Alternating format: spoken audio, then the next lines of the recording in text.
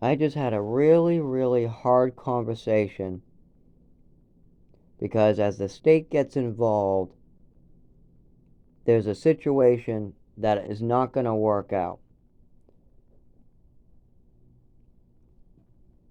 David is going senile. There's been many times where he doesn't know where he is, he doesn't know how to do basic tasks, or he does something what he really knows or he shouldn't be doing.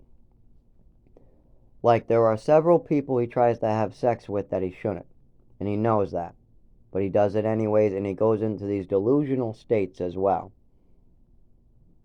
where he can't even like do anything but lay down. And it's very clear that that's a big problem. If you're not able to do the toilet paper, if you can't clean up the floor, if you're making actions that could harm other people, if you can't do any of the basic tasks and functions to take care of yourself, you need help. Just like me. I'm having trouble bending over. I can't work right now. So I went to the state and I told them that I can't take care of myself right now. When my GI is better, I can, but I think right now I could use some assistance. And the other problem is my roommate hasn't been able to take care of himself for many years since he moved up here. He didn't do well when he moved up on that other place, the closet. He didn't do well when he moved in here by himself. And he didn't do that good when I moved up here either. I had to keep on doing everything.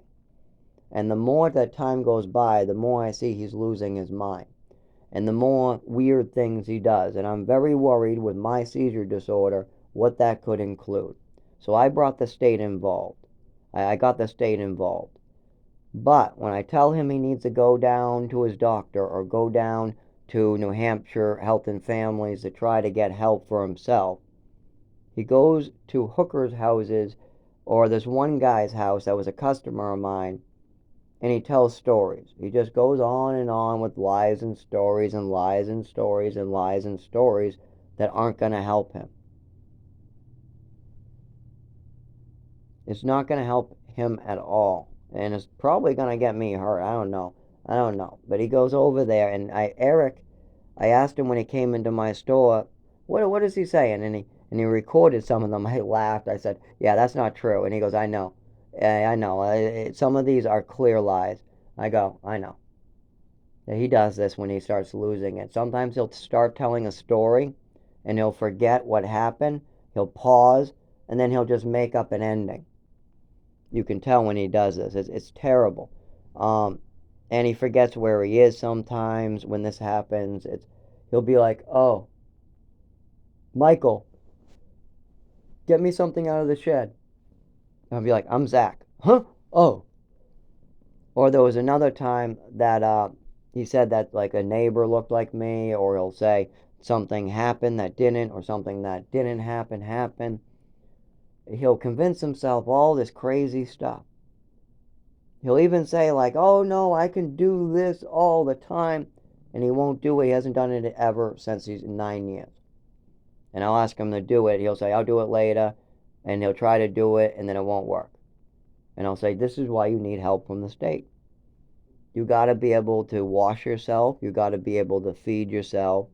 You can't be a fire hazard. You can't be, if you're losing your memory, that's okay. You can keep your apartment. You can keep living here, but you got to have a once a month appointment with the state or a once a month doctor. You're starting to slip out of reality, and in a year, what are you going to be like then? And in 4 years, what are you going to be like then? And remember, you're only seeing your doctor once every 3 years.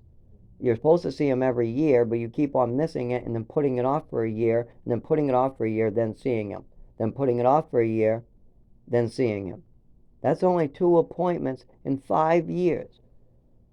They don't see what I'm seeing. I'm seeing an old man who's 83 years old fall apart and try to hurt me as I fall apart. And that's not right.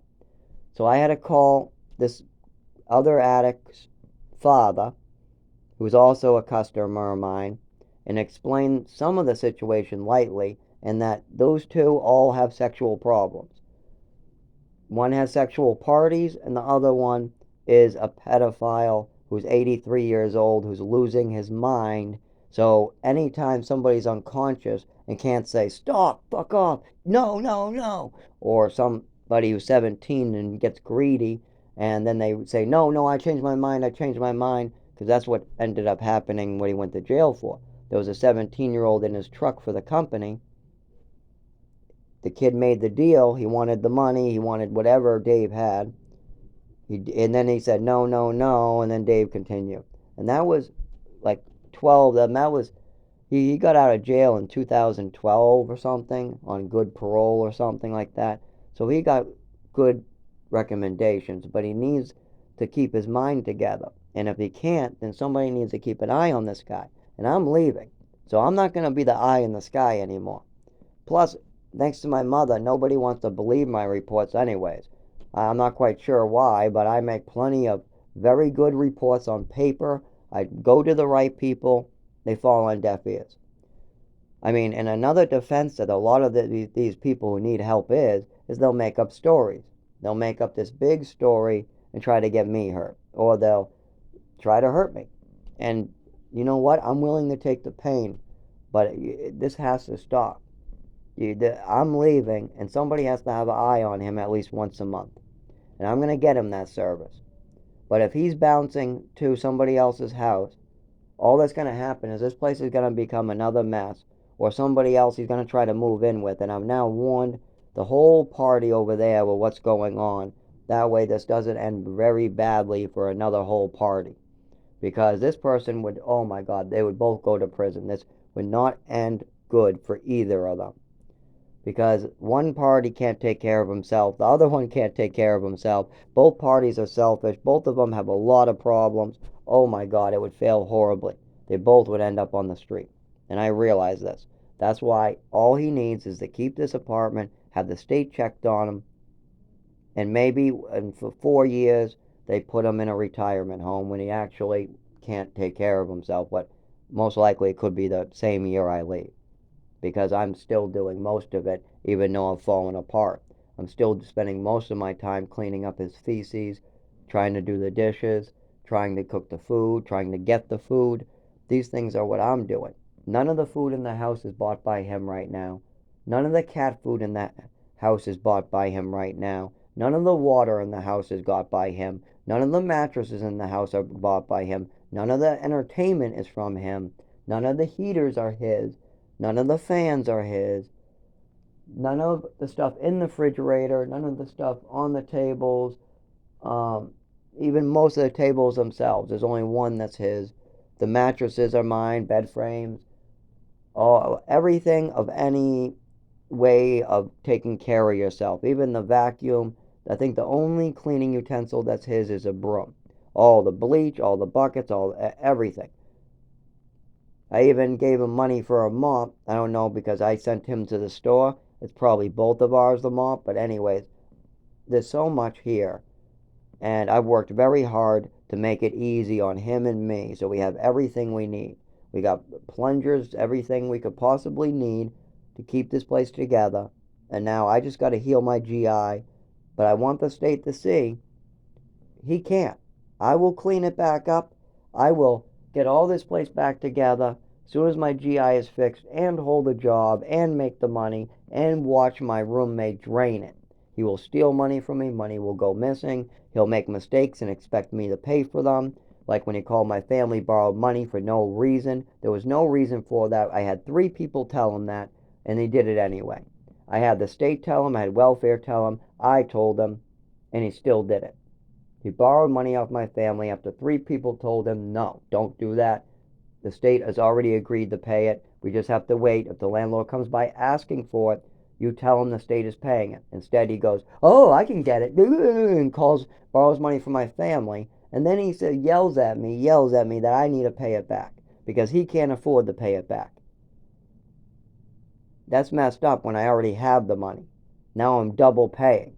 Now I'm losing 300 and something dollars. I need that money really bad. Today. I need that money today. And I'm not going to have it. Just like I need a lot of money in my life that people have drained from me. It's one thing if I'm going to give a little something, buy somebody a cup of coffee for $1, let somebody sleep on my floor. That's not too bad. But when it becomes a habit where people want to drain my resources and use me or drug me, or it becomes a habit forming, habitual type thing, that's wrong. And that's where we're at, where I got to move out, and I'm worried about the community around me. Because this guy, if he keeps on losing his mind, he's left the stove on.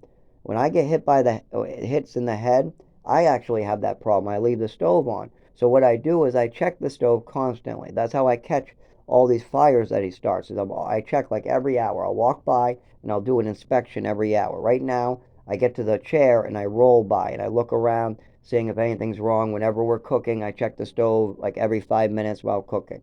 I'm always right next to it, keeping an eye on it in case Dave is doing something to it, or after I have had a seizure or hit to the head. If I miss something, I'll smell it, I'll see it right away. These are tricks that I've learned to try to keep safe while a man loses his mind, as well as I keep on having seizures and hits to the head. But now I've realized this man could become more dangerous while I'm unconscious. And I'm really worried about him losing his mind now because it's getting slower. He has delusional thoughts. He says he sees different things that aren't there. That sounds like Alzheimer's to me. That sounds like some type of elderly disease I've seen a commercial for on the TV where he sees the dog that isn't there. That sounds really close to what my roommate's explaining, as well as I've seen him do lots of weird things. And these aren't normal weird things where they're like all these weirdos on the street. No, these are a sign of some type of illness that he's slowing down. And I'm trying to get him the help he needs. I'm going to the state. I'm recording him. But then he makes up a bunch of stories and they waste time on that. I'm like, just look at the damn recordings, for goodness sake. Just look at the pictures. Can you please just listen? No, of course. My mother made it very clear that nobody would ever listen to me. Nobody is ever going to listen to me thanks to my mother. I'm a psycho storyteller, right? That's what everybody wants me to be. They want me to be some psychotic person that should take pills that are making him worse, and I should tell stories. No, I'm going to tell the truth. The truth is, this old man has a lot of problems. The truth is, I have a lot of problems, just not the ones my mother made up. The truth is that the guy next door that Eric and Dave are playing around with, that's a house where a lot of drugs, beer, and sex goes on. And Eric needs to get his shit together and do something good with his life. And he has a lot of problems, and Dave's going to get him in trouble because Eric doesn't know what Dave is like. Eric doesn't know it. He's starting to learn. He's starting to figure it out. But it's going to cause trouble because Dave can put on a good show sometimes for a couple hours or a day, but eventually he messes up. But he'll try to get people convinced into something and then bounce out of there. And then he'll not see you for a month or something. And as far as his doctors go, 2 appointments in the last 5 years. So nobody's seen from David, and he spent almost the whole time sleeping. Sleeping, sometimes up to 20 hours. I've counted. The most I've seen is 20 hours, but that's what it is. It's anywhere from 12 to 20, mostly averages at 16 to 18. He also just eats and smokes as his activities, and that's it. There's nothing else in his schedule. I'm trying to have him go down and go to the Department of Health and Human Services now, because I helped him with the job paperwork just to see what he's like, and he's done. His brain's fried. He doesn't know any dates. He doesn't know anything about himself. He doesn't even know where he graduated. He doesn't know any information anymore about himself. I'm surprised he remembers his name. And after I saw all this, I knew it's too late. It's time to go someplace else. Dave, you can no longer work. That's clear. People gave you a couple shots. I see that now, and you're a good storyteller. But now it's time to go down to Department of Health and Human Services. And these people don't want to admit. I mean, he doesn't want to admit that he needs a hearing aid. He doesn't want to admit of some of his actions. He doesn't remember some of these things. He truly doesn't. Some of them he does, and he just doesn't want to deal with it. And it reminds me sometimes of my father, seeing crazy stuff in front of him and then being in denial and thinking, this isn't real. This isn't real. This isn't real. Let's blame it on the kid. Let's blame it on the kid. Let's blame it on the kid. Let's call him a liar. Let's call Zach some crazy liar that tells stories, even though he's giving us truth things that he did for no reason. He's telling me about wine. He's telling me about. He keeps on coming to me with the truth. He keeps on telling me all these true things he did that I didn't even know he did. But I'm going to call him a liar, even though Zach gets himself in trouble by being so honest. I do. In my father's house, I used to get myself in trouble because I would go up to my father and I would say, I did this. I would tell him the God's honest truth, and then I would get punished for it. And nobody knew I was doing these things. These were just me. I never had to tell him any of this. I just wanted him to know I was honest, that I would be willing to tell the truth. Hey, there's a undrinking bottle of wine that I took a while ago. I'm sorry. Oh, I did this. Oh, this is happening. This is why I did this. I always came and told the truth and nothing but the truth, and I would get punished for it, and that's okay.